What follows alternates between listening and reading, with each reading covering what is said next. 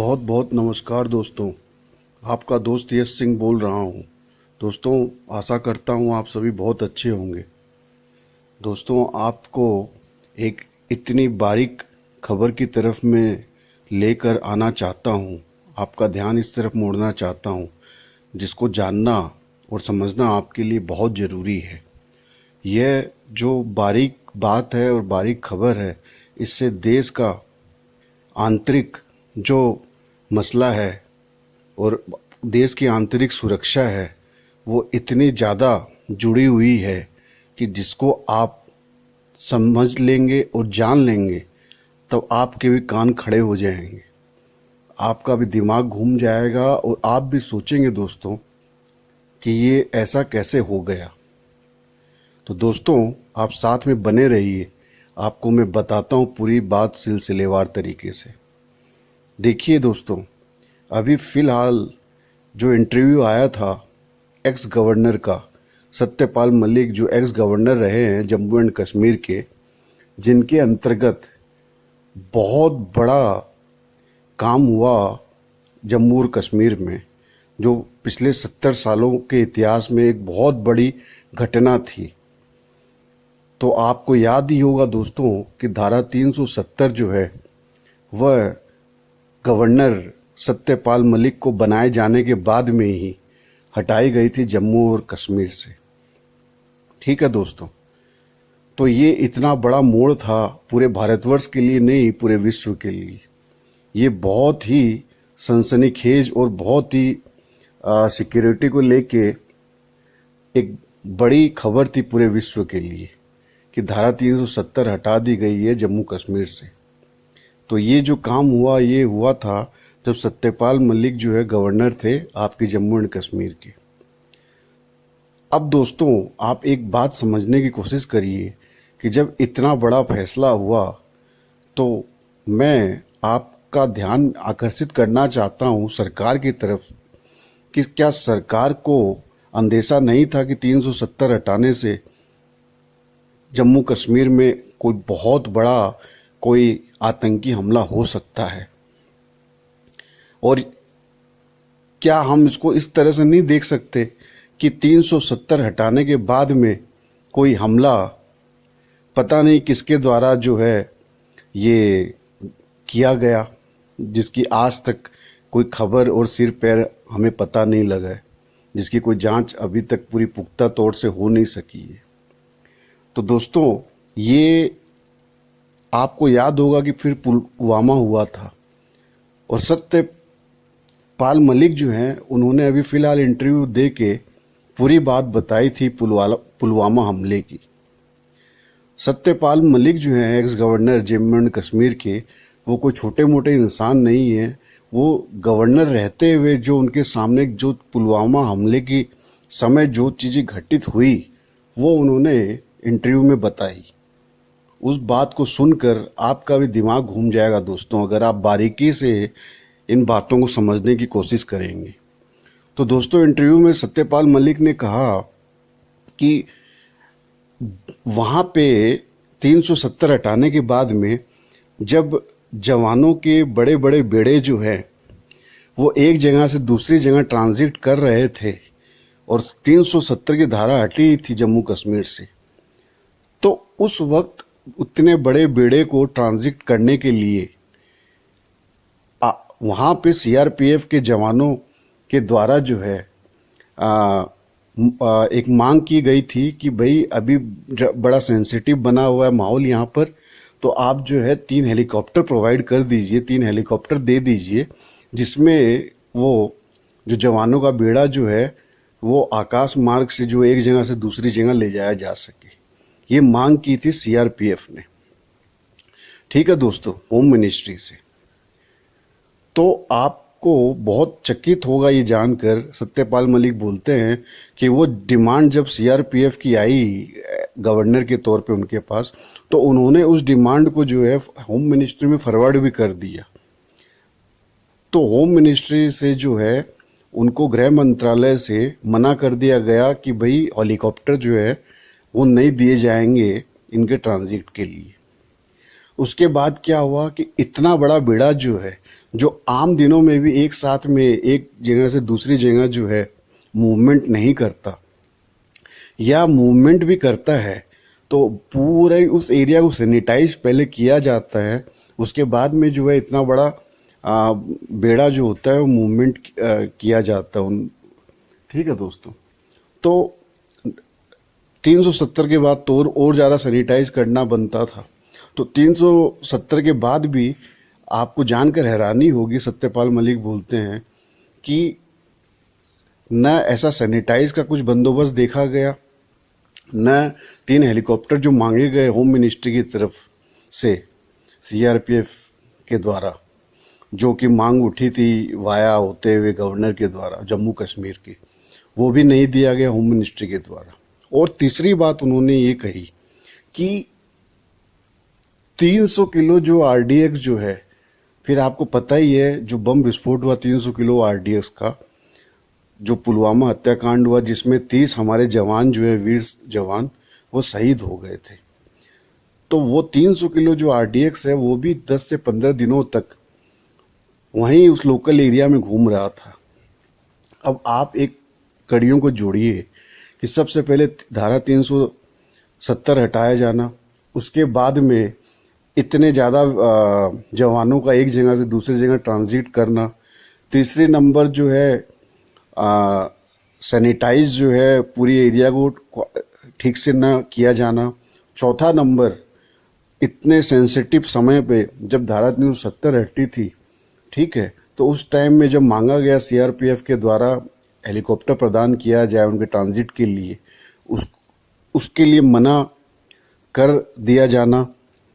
ठीक है दोस्तों, ये सब चीज़ें तो आपकी भी बहुत ज़्यादा आंखें खुलती होगी कि क्या रवैया रहा है मोदी सरकार का जवानों के लिए।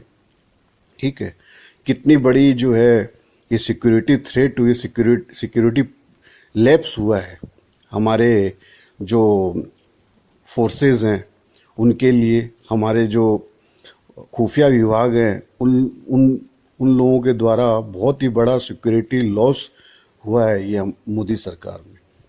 उसके बाद में सत्यपाल मलिक कहते हैं कि जब ये हो गया मामला, उसके बाद में वो फ़ोन करते हैं प्रधानमंत्री मोदी को। तो प्रधानमंत्री मोदी जो है उस टाइम पे जिम कॉर्बेट नेशनल पार्क में थे।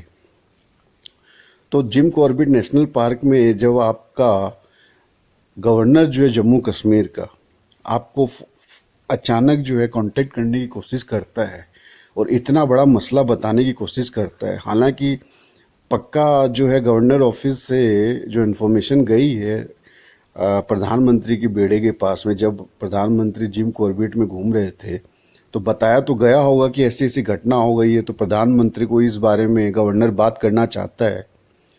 तो उस समय भी जो है प्रधानमंत्री ने बात किया नहीं सत्यपाल मलिक से। ये सत्यपाल मलिक जो है इंटरव्यू में सीधा सीधा बोल रहे हैं। तो अब प्रधानमंत्री का भी क्या रवैया है, कितना मतलब वो सीरियसली लेते हैं एक अपने गवर्नर के मतलब बातचीत को। जब इतना बड़ा थ्रेट हो गया हो तो वो घूम रहे हैं जिम कॉर्बेट पार्क और गवर्नर की बात सुनने का समय नहीं है। ऐसा नहीं हो सकता कि उन तक खबर नहीं पहुंची होगी कि गवर्नर किस विषय में उनसे बात करना चाह रहे हैं। तो सत्यपाल मलिक जो है यही बता रहे हैं कि उनसे बात किया नहीं प्रधानमंत्री ने, जबकि प्रधानमंत्री को तो बहुत चिंतित रहना चाहिए था कि धारा 370 अभी हटाई गई है जम्मू कश्मीर में और इतना बड़ा कांड हो गया है, 30 जवान शहीद हो गए और इतना बड़ा जो है टेररिस्ट एक्टिविटी हो गई। 300 किलो आरडीएक्स वहाँ पिछले 15 दिनों से घूम रहा था और वही जो है कारण बना है जवानों की जान लेने का। तो इन सब विषयों को आपके जो प्रधानमंत्री है उन्होंने कुछ ज़्यादा तवज्जो नहीं दी। वो जिम कॉर्बेट नेशनल पार्क में जो है अपना घूमते रहे। फिर आगे सत्यपाल मलिक कहते हैं कि बहुत देर बाद में जो है किसी ढाबे के आसपास आके प्रधानमंत्री जो है उनसे बात करते हैं।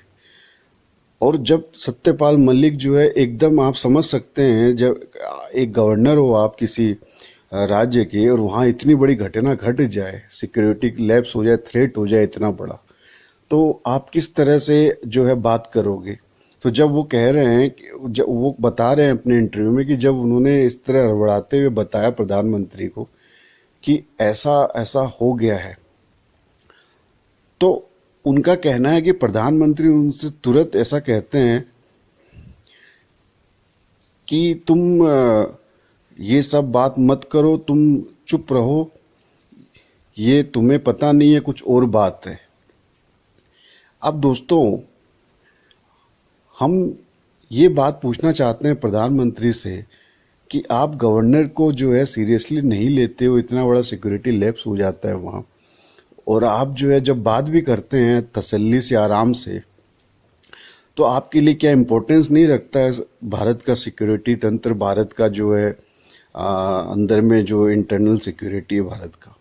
और आप बात भी जब कर रहे हो तो आप ये बोलते हो कि तुम चुप रहो, ये कुछ और बात है। तो प्रधानमंत्री मोदी जी, आप ही बता दीजिए कि क्या बात है वो, जो भारत भी जानना चाहेगा कि कुछ और, वो बात आपने बोली कुछ और बात है।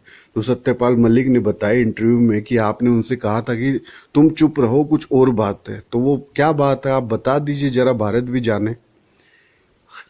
फिर सत्यपाल मलिक आगे कहते हैं कि जो भारत के नेशनल सिक्योरिटी एडवाइजर हैं, उनको भी जो है जब गवर्नर के तौर पे सत्यपाल मलिक ने बताया उनको, national security adviser Ajit Doval को, कि ऐसा ऐसा हुआ, तो अजीत डोभाल भी सेम यही बात कह रहे थे सत्यपाल मलिक से, जो गवर्नर थे उस समय, कि आप जरा चुप रहिए, ठीक है।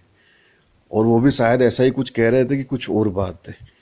अब देश के नागरिक के तौर पे और पूरा देश ये समझना चाहता है प्रधानमंत्री मोदी से और उनके national security adviser Ajit Doval ji से कि आप लोग जो है चुप रहने के लिए कहते हैं और कहते हैं कुछ और बात है। तो इस आपके स्टेटमेंट का मतलब क्या है, ये जरा आप समझा सकते हैं भारतवर्ष को। आपका किस तरफ इशारा था? आप कहते हैं कि कुछ और बात है, तो वो क्या बात है? तो दोस्तों, ये जो सत्यपाल मलिक जी ने इतना बड़ा खुलासा किया है, अगर आप इसको सिलसिलेवार तरीके से समझें तो आपको पता लग जाएगा कि कितनी ज़्यादा सिक्योरिटी लैप्स तो हुई है हमारे खुफिया तंत्र के द्वारा। कहाँ से वो आरडीएक्स आया, 15 दिन कैसे घुमा, 30 जवानों को जो है शहीद कर दिया उस सिक्योरिटी लैप्स की वजह से, और उसके बाद में उनको जो मुहैया नहीं करवाया गया हेलीकॉप्टर, 370 धारा हटाई गई थी उस समय, और प्रधानमंत्री जी इतने मनमौजी की तरीके से घूमते हैं और उस गवर्नर की बात नहीं सुनते हैं जिस गवर्नर के राज्य में इतना बड़ा हादसा हो गया हो, देश का पुलवामा कांड हो गया हो।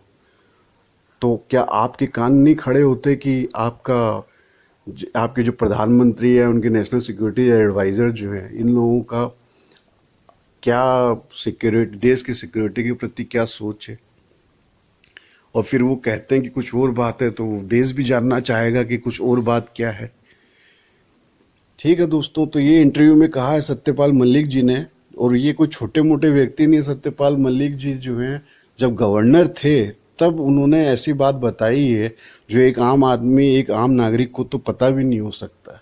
तो आप जो है इस बातों को गहरी गंभीरता से लीजिए, ठीक है दोस्तों, पहली बात।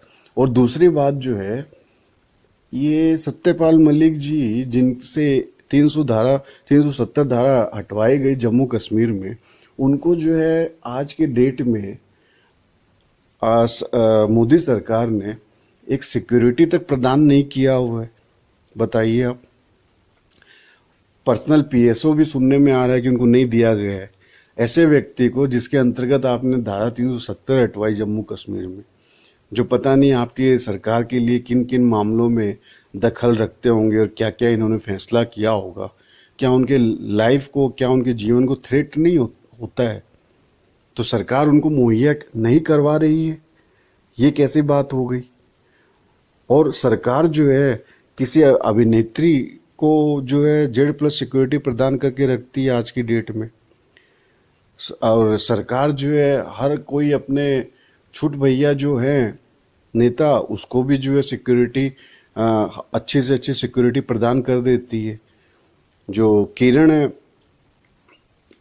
जो किरण क्या था वो गुजरात का बंदा, वो भी जेड प्लस सिक्योरिटी पा जाता है जम्मू कश्मीर में जाके। तो जब आप किसी अभिनेत्री को या हर एक ऐरे गहरे बंदे को भी आप अगर जेड प्लस वाई सिक्योरिटी ये सब प्रदान कर सकते हैं, तो क्या आप एक्स गवर्नर सत्यपाल मलिक जो जिसके अंतर्गत 370 धारा हटाई गई जम्मू कश्मीर में, जो इतना बड़ा विश्व के लिए एक मसला था, उस व्यक्ति को आप सिक्योरिटी नहीं प्रदान करते हैं? ये भी बड़ा गंभीर मसला है।